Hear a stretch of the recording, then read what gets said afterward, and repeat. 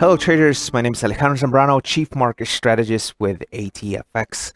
Let's take a look at the Australian dollar. We talked about it about a week ago or so in regards to the RBA rate meeting, and the price of the Australian dollar versus the USD has since then moved lower.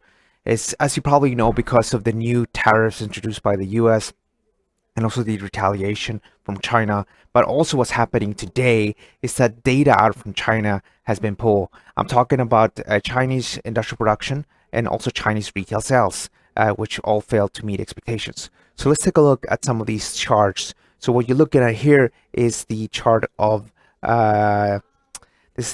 annual industrial production, and you can see how the reading was at 8.5 just recently, and now it's pretty much down to 5.5. So quite a sharp decline here. And the difference though between the outcome and not is not that big, but a 5.5% industrial production change is not a lot, especially as the industrial production has a high correlation with Chinese GDP. So it definitely tells us that Chinese economy is not doing as good as projected. But I think this is probably the biggest surprise, which is Chinese retail sales. Now, Chinese retail sales increased with about almost 7% year on year, where the anticipated growth was about 8.5. And you can see that there's a big deviation here. And on an annual, if you look at this annual figure is declining from being pretty much around 10% annual growth in 2017. We're pretty much down here at 7.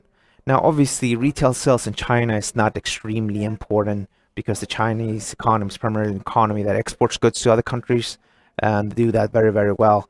But these figures as well, it sort of shows us that the economy in China is not doing that good, because you have the different surveys like the China Caixin PMI, which all bottomed out in line with the ISM or so a few months ago. The stock markets obviously rallied on the back of that, but that's just a survey where they ask corporations, did you employ more people? Yes, no, unchanged. Did you increase your prices? Yes, no, unchanged. And they ask a bunch of questions like that, sort of delivery from suppliers, as well inventories and things like that.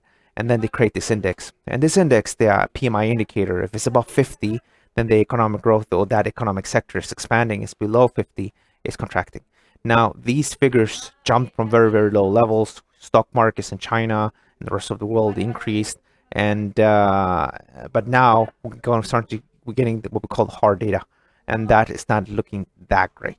Doesn't mean the end of the world for the Chinese economy, of course, but it does mean that the Australian dollar is under pressure, and that is why this is interesting from a trading perspective.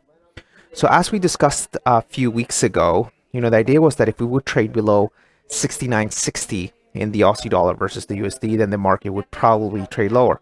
Now that break actually happened on the 13th of May, so it took some time. And then yesterday we had not too much activity, and today we're having further continuation on that downtrend.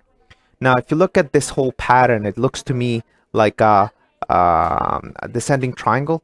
And the descending triangle, when we break the low, you tend to get the difference between sort of the midpoint of the trend line here and this level here. That's about 345 pip. Now, if you didn't trade on this on the initial move, I understand that. Dollar markets or forex markets have been really boring, but now things are starting to change slightly here. We're starting to get some trends here, and this market is not heading lower. If one would have shorted here at the original entry with stop just above the high, then your potential risk reward ratio, if we would have touched the pattern target, will be 6.38.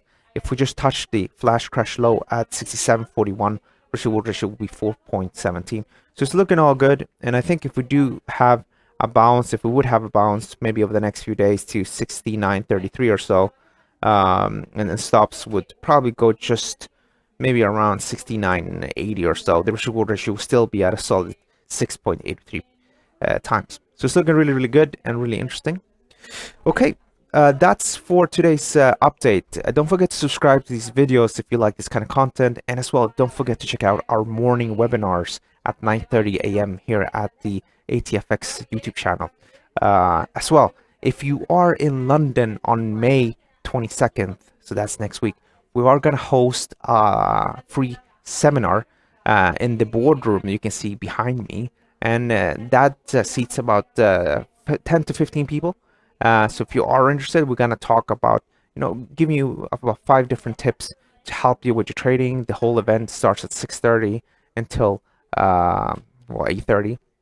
And for more on this, just check out the link I'm going to add to this video here.